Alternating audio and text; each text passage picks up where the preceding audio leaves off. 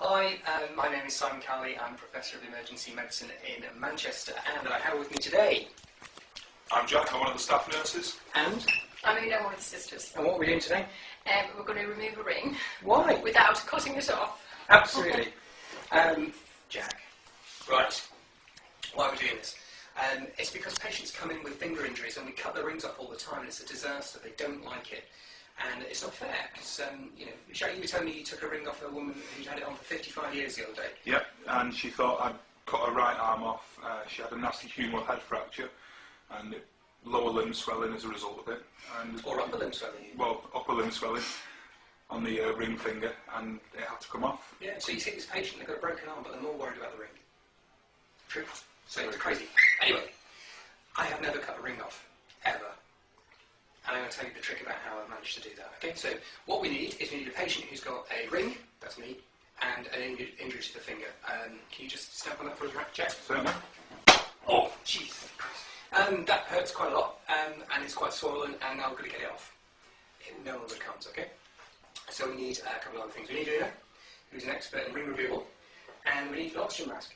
Why? Well, we don't need a mask, we need the string from the mask. And it's stretchy, isn't it? Yep, so that's key, because we're going to need that to compress down the tissues.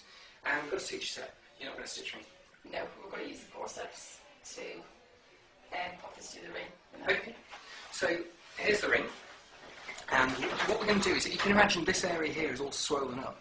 And the ring won't come off because it's swollen. You've got to get rid of the swelling. So we're going to use this elastic band basically here to squash the tissues down, starting above the knuckle. So go for it.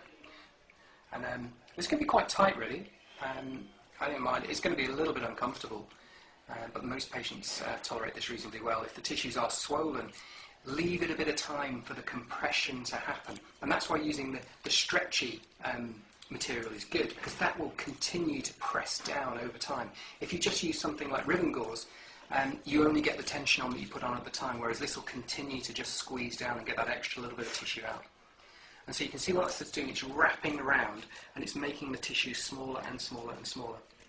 And so you do that until you get quite close to the ring. And then, what we have to do now, this is a bit tricky, there you go. If I hold that for you there, you either poke it through. Feed this through. Just underneath, and catch it. Okay, now there's the magic about to happen. Okay, what you do now is, this is clever, because what happens is it rotates and it jiggles the ring. Can you see that moving around in a sort of a spiral? So it's not just taking the soft tissue down, but it's also spiraling around the finger, and that's the best way to get it to move across.